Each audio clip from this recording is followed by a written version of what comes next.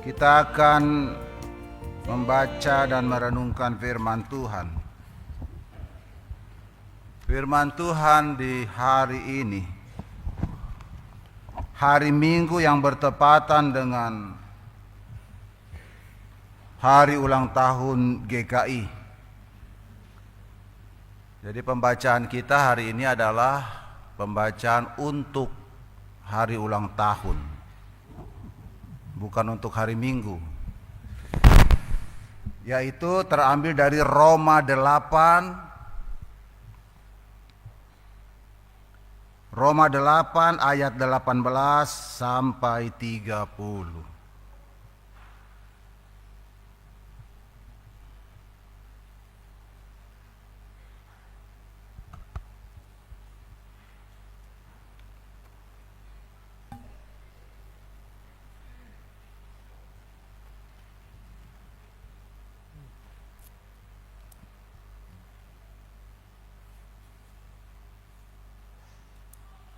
Mari kita satu dalam doa.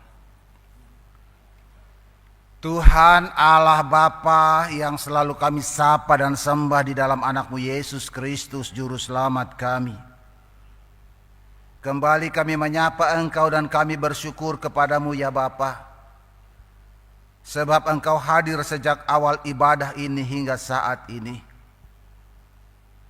Engkau bertahta di atas pujian kami. Engkau juga menerima doa dan harapan kami. Bahkan di saat ini kami akan merenungkan firman Tuhan sebagai dasar bagi kami untuk mensyukuri ulang tahun yang ke-69 GKI di tanah Papua. Ya Bapa, dalam Yesus kami mohon hikmat Tuhan ada pada kami. Lengkapi kami dengan Roh-Mu yang kudus, supaya Roh-Mu itulah yang menghidupkan firman ini, menumbuhkan dan firman-Mu berbuah dalam hidup kami. Bapa, dalam Yesus kuduskan kami semua yang hadir ini. Kuduskan juga hamba-Mu ya Bapa. Terima kasih Tuhan, berkati renungan kami. Dalam Yesus Kristus. Amin. Roma 8 ayat 18 sampai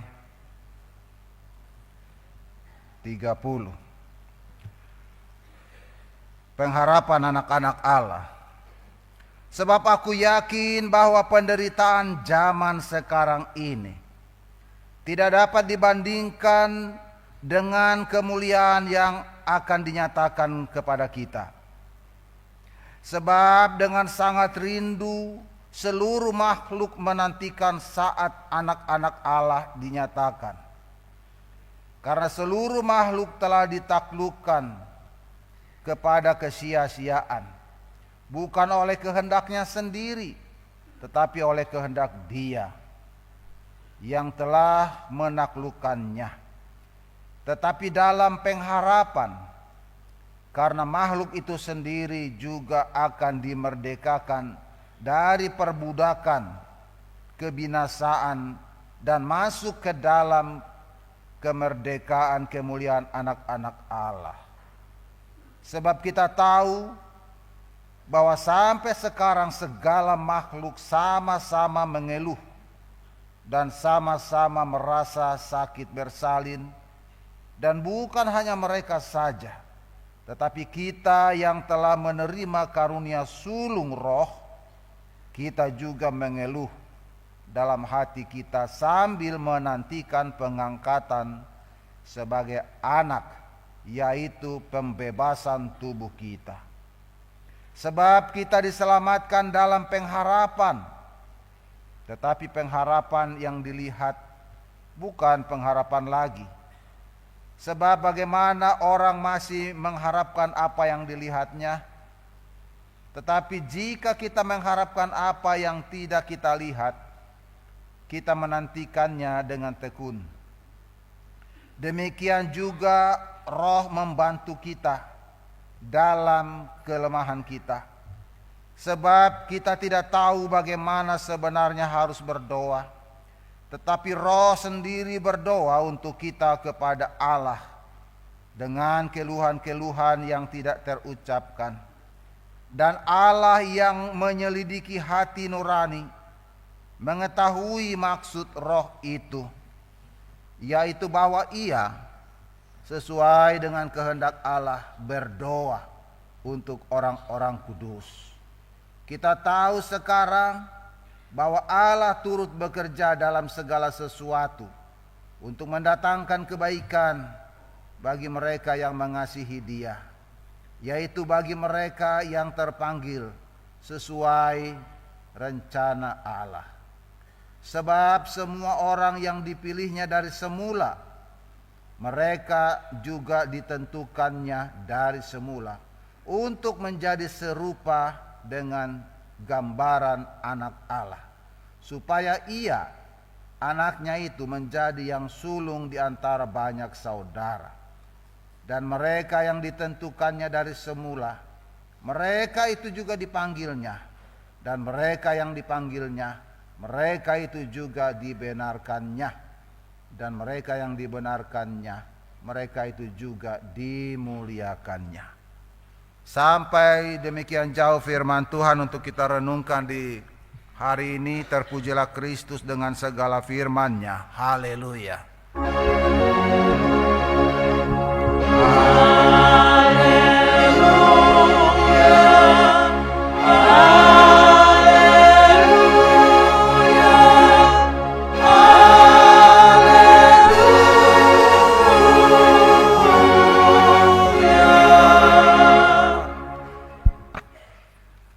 Bapak Ibu Saudara yang Tuhan Yesus kasihi,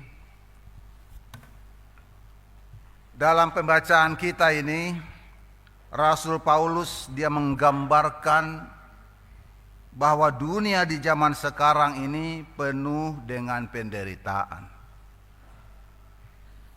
Penderitaan yang dimaksud itu diakibatkan oleh dosa manusia. Seperti yang tertulis dalam Kejadian 3 ya. Kejadian 3 ayat 17 sampai 19. Manusia jatuh ke dalam dosa dan lalu manusia itu dikutuk dan menderita. Ya. Nah, Bapak Ibu Saudara, alam semesta yang diciptakan Allah juga menderita. Dia tidak hidup seperti semula, tidak berfungsi seperti sedia kala. Manusia jatuh ke dalam dosa, alam juga hancur, alam juga mengalami kerusakan-kerusakan.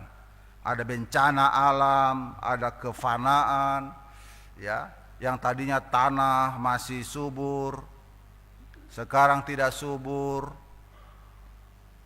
Ada banyak hal-hal yang merusak alam terjadi di mana-mana di seluruh dunia. Alam semesta ini membutuhkan pemulihan, Bapak Ibu.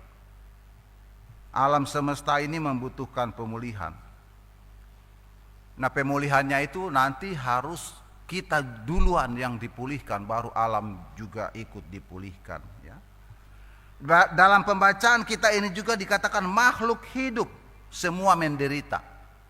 Makhluk hidup itu hewan-hewan,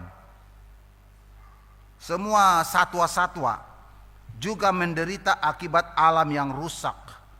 Kebakaran, dieksploitasi, lahan yang semakin sempit untuk mereka, jadi mereka juga menderita. Bahkan dikatakan semua manusia yang percaya kepada Tuhan juga menderita. Ayat 23 itu dikatakan ya. Ayat 23 dikatakan, dan bukan hanya mereka saja, tetapi kita yang telah menerima karunia sulung roh, kita juga mengeluh dalam hati kita sambil menantikan pengangkatan sebagai anak, yaitu pembebasan tubuh kita. Orang yang percaya kepada Tuhan pun menderita, apalagi orang yang tidak percaya kepada Tuhan. Bapak Ibu Saudara yang Tuhan Yesus kasihi, dosa itu sangat mematikan, karena upah dosa adalah maut. Dosa membuat kita menderita. Nah, Bapak Ibu Saudara kekasih Tuhan, Rasul Paulus mengimani bahwa penderitaan yang sekarang kita alami ini dikatakan hanya sementara. Ayat 18, hanya sementara, juga tidak sebanding dengan kemuliaan yang akan datang. Artinya jauh lebih besar kemuliaan yang akan datang dibandingkan penderitaan kita yang kita alami sekarang. Jadi Bapak Ibu Saudara, Tuhan Allah tahu segala penderitaan kita sebagai umat Tuhan, ya. Tuhan tahu kita banyak mengeluh, Tuhan tahu bahwa kita ingin bebas dari segala macam penderitaan dan kesusahan. Tuhan tahu itu. Nah, sekarang pertanyaannya Bapak Ibu Saudara, bagaimana cara Tuhan menolong kita? Bagaimana cara Tuhan menopang kita dalam kelemahan-kelemahan kita? Karena kita tahu bahwa kita juga tidak tahu melepaskan diri dari segala macam bentuk-bentuk penderitaan. Hanya Tuhan yang bisa. Nah, pertanyaannya bagaimanakah cara Tuhan menolong kita? Bagaimana cara Tuhan menopang kita? Mari kita perhatikan baik-baik ayat 26 dan 27. Ayat 26 dan 27 dikatakan begini.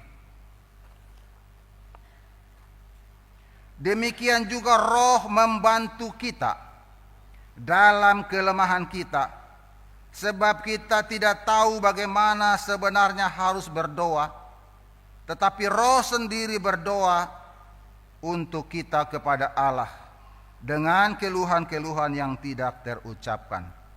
Bapak Ibu Saudara, bagian firman ini harus kita mengerti dengan baik. Bagian firman ini jarang kita dengar ya Bapak Ibu Saudara. Makanya kita perhatikan baik-baik ayat ini.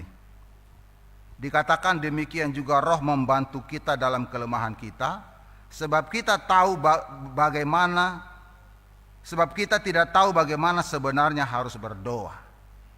Tetapi Roh sendiri berdoa untuk kita kepada Allah dengan keluhan-keluhan yang tidak terucapkan, yang tidak bisa kita ucapkan. Bapak Ibu Saudara yang Tuhan Yesus kasihi, terkadang dalam kehidupan kita ya, terlebih yang mengalami penderitaan yang berat, dia ingin mengungkapkan semua keluh kesah, ingin mengungkapkan semua penderitaan, kesusahannya, tekanan-tekanan hidupnya kepada Allah. Tetapi dari mana dia memulai berbicara kepada Allah? Apalagi orang yang tidak tahu berdoa, yang tidak pernah berdoa, yang takut-takut berdoa. Menyusun kalimat susah. Dari mana mau memulainya berdoa? Sementara beban hidup begitu besar yang mau diberitakan, yang mau kita sampaikan kepada Allah. Sehingga kita bingung bagaimana cara berdoa, bagaimana cara berbicara kepada Tuhan. Dikatakan di sini, Roh membantu kita dalam kelemahan kita. Roh Kudus, dia berdoa kepada Bapa untuk kita. Kita punya keluhan-keluhan, pergumulan, penderitaan itu dinaikkan oleh Roh Kudus kepada Bapa di sorga, karena kita tidak mampu berdoa secara sempurna Bapak Ibu. Jadi Roh Kudus itulah yang membantu kita berdoa kepada Bapa di sorga. Jadi Allah Bapa, Anak dan Roh Kudus itu mereka punya bahasa sendiri. Jadi mereka bertiga bicara. Jadi Roh itu membantu kita. Tapi membantu siapa? Orang yang bagaimana yang mau dibantu oleh Roh dalam berdoa itu? Hanya orang yang takut akan Tuhan, hanya orang yang mau dekat kepada Tuhan, hanya orang yang mau berserah hidupnya kepada Tuhan, hanya orang yang mau dipakai oleh Tuhan. Orang-orang seperti itu yang akan dibantu oleh Tuhan, oleh Roh Kudus. Tapi kalau kita jauh-jauh dari Tuhan, ya saya pikir Roh Kudus juga mikir mau bantu kita. Karena apa? Ayat 27 dikatakan, dan Allah menyelidiki hati nurani, mengetahui maksud roh itu, yaitu bahwa ia sesuai dengan kehendak Allah berdoa untuk orang-orang kudus. Jadi Allah itu dia menyelidiki kita punya hati nurani. Hati nurani yang penuh dengan kesusahan tetapi tidak mampu berbicara kepada Tuhan. Tidak mampu mengungkapkan seluruh keberadaannya kepada Tuhan. Jadi Roh Kudus itu yang membantu dan Allah menerimanya. Nah, itu cara Tuhan menolong kita, Bapak Ibu. Jadi kalau umat mengalami kesusahan, penderitaan, bahkan gereja GKI di tanah Papua mengalami berbagai macam kesusahan di dalam melayani, dalam bersaksi, dalam memberitakan Injil, itu Roh Tuhan yang bantu kita berdoa kepada Bapa di sorga. Bapak Ibu Saudara yang Tuhan Yesus kasihi, yang kedua, itu tadi yang pertama. Yang kedua, ayat 28, Allah bekerja melalui segala sesuatu untuk kebaikan kita. Dikatakan ayat 28, kita tahu sekarang bahwa Allah turut bekerja dalam segala sesuatu untuk mendatangkan kebaikan bagi mereka yang mengasihi Dia, yaitu bagi mereka yang terpanggil sesuai dengan rencana Allah. Allah turut bekerja dalam segala sesuatu. Dalam segala sesuatu yang kita alami, dalam segala sesuatu yang kita jumpai, dalam segala sesuatu yang kita gumuli, itu ada Allah di dalamnya. Cuma terkadang kita sebagai manusia itu tidak tahan menghadapi kesusahan, penderitaan, tekanan-tekanan hidup, lalu kecewa, lalu marah, lalu frustrasi. Itu manusia. Kita seringkali tidak sadar bahwa Allah itu ada menyertai kita, bahkan Dia turut bekerja di dalam penderitaan itu, dalam kesusahan-kesusahan itu. Jadi gereja sudah 69 tahun Bapak Ibu Saudara bekerja, melayani, bersaksi, memberitakan Injil, mendampingi umat manusia di Papua. Tetapi pelayanannya kan tidak sempurna, karena banyak kesusahan, banyak penderitaan, banyak berbagai macam tekanan-tekanan kehidupan.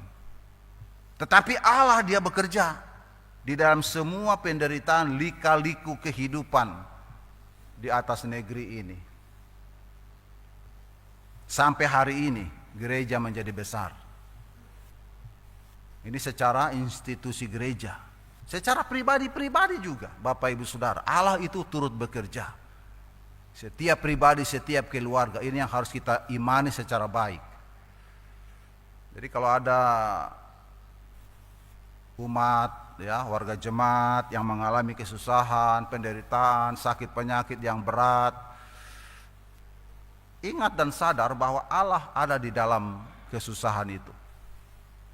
Allah turut bekerja di dalam penderitaan-penderitaan itu. Jangan kita buat penderitaan itu menghasilkan dosa. Penderitaan itu harus menghasilkan kemuliaan bagi Tuhan. Begitu. Tuhan, saya menderita,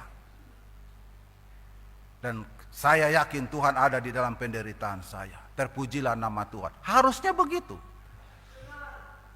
Jadi bukan penderitaan itu akhirnya menghasilkan dosa, membuat kita berdosa, membuat kita kecewa, membuat kita marah-marah, membuat kita tidak senang dengan orang lain.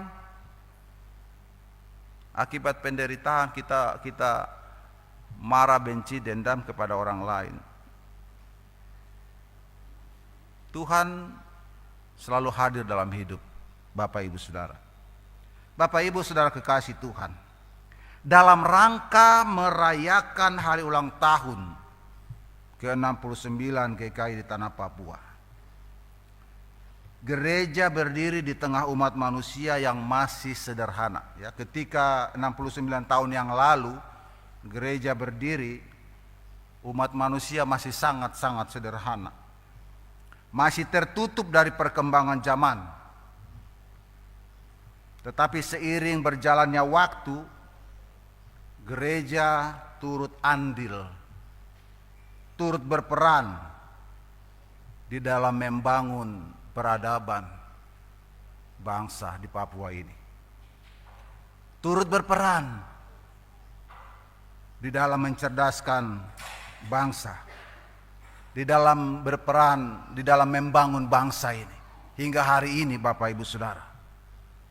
Nah, seiring berjalannya waktu, seiring perkembangan zaman, ada hal juga yang masuk ke dalam kehidupan kita Bapak Ibu Saudara. Hal-hal yang negatif juga masuk. Masuknya roh keserakahan di atas negeri Tanah Papua ini, yang tadinya dulu itu betul-betul roh Allah bekerja membangun rohani umat di Tanah Papua, tetapi seiring dengan perkembangan zaman, ya, tahun bertambah tahun, roh keserakahan mulai masuk, roh ambisi kekuasaan mulai masuk, ya, roh permusuhan mulai muncul, roh segala macam sudah berkuasa, sudah punya segala sesuatu. Muncul lagi roh hedonisme masuk lagi. Kan begitu. Waktu dulu hidup masih sangat sederhana. Waktu dulu hidup masih sederhana. Orang itu setia dan taat kepada Tuhan, beribadah rajin. Tapi ketika sudah mulai berkembang, ada kedudukan-kedudukan, mulai ada masuk roh hedonisme. Hedonisme tahu, nikmat, mencari kenikmatan-kenikmatan dunia. Roh hidup mewah masuk. Itu tantangan GKI Bapak Ibu. Semakin bertambah waktu, semakin banyak tantangan gereja. Roh hidup mewah masuk, roh korupsi masuk, roh keangkuhan masuk, roh kesombongan masuk. Jadi tambah berat penderitaan manusia. Tambah berat juga tanggung jawab gereja. Akhirnya Bapak Ibu Saudara, berbagai macam bentuk penderitaan umat manusia itu ada di negeri kita ini. Berbagai macam ketidakpuasan, kesenjangan sosial, kecemburuan berkembang di negeri kita hingga saat ini.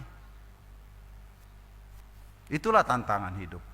Ini tantangan real Bapak Ibu. Tantangan itu bukan datang musuh, datang dari Rusia atau dari Amerika menyerang, bukan itu tantangan. Tantangan yang paling berat itu adalah dari dalam kita punya mental sendiri, mental, karakter, kepribadian. Itu tantangan yang paling berat. Bukan musuh datang dari luar kirim nuklir, bukan itu. Perusak itu justru muncul dari dalam Bapak Ibu. Bapak Ibu Saudara, gereja yang sudah 69 tahun ini Bapak Ibu Saudara, Tuhan menghendaki gereja ikut merasakan penderitaan umat. Ini panggilan Tuhan terhadap gereja. Gereja bukan ikut keinginan dunia. Sebab gereja tidak sejajar dengan dunia.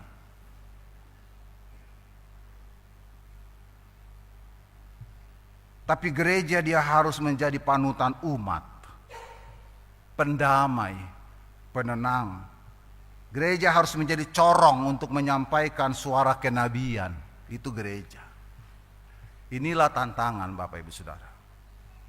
Tantangan di zaman modern ini. Bapak Ibu Saudara yang Tuhan Yesus kasihi, kita tidak perlu mencari siapa yang salah. Kita tidak perlu mencari-cari siapa yang jahat, siapa yang Yudas, tidak perlu. Cukup kita menyadari Bapak Ibu Saudara, kita perlu merenungkan bahwa apa sebenarnya kehendak Bapa atas hidup kita sebagai orang percaya, sebagai umat, sebagai gereja. Apa kehendak Allah bagi kehidupan kita sebagai umat? Itu tidak perlu kita cari-cari kesalahan orang lain. Ini pusat ini yang bikin masalah, ini yang begini. Tidak usah. Pusat juga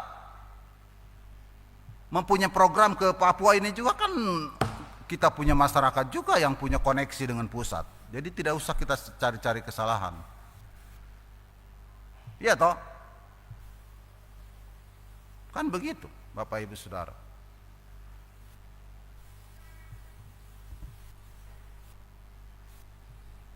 Bapak Ibu Saudara yang Tuhan Yesus kasihi, yang perlu kita renungkan adalah apa kehendak Allah Bapa atas hidup kita sebagai orang percaya, sebagai gereja.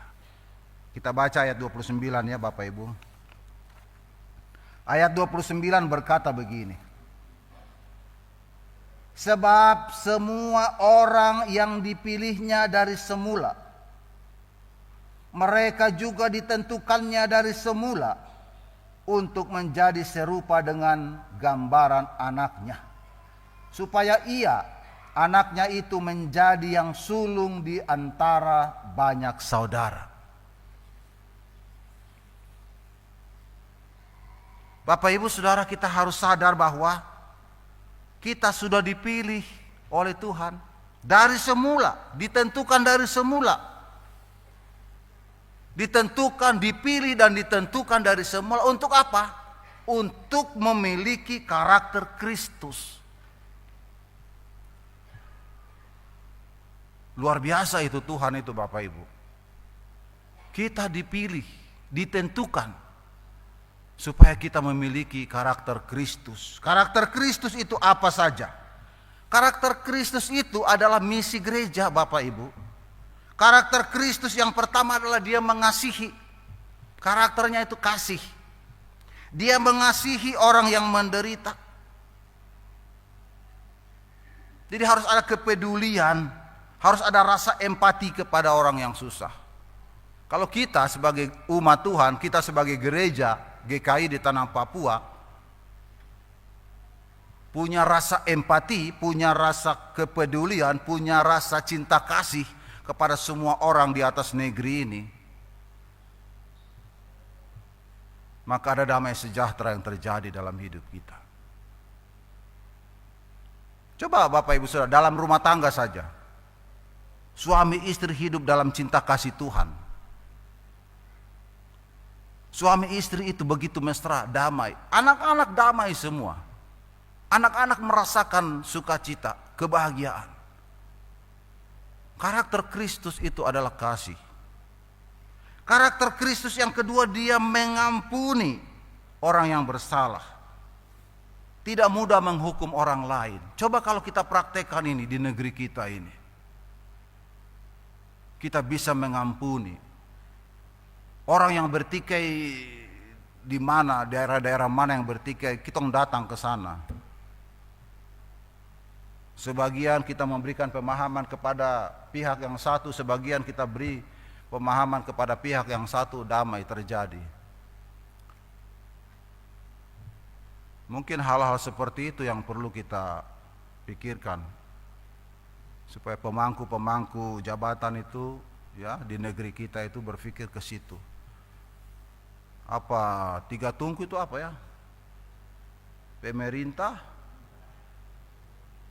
gereja dan adat ya. Pemerintah, gereja dan adat. Kalau tiga tungku ini betul-betul satu hati, bisa damai di atas negeri ini. Sejahtera bisa kita rasakan. Ya.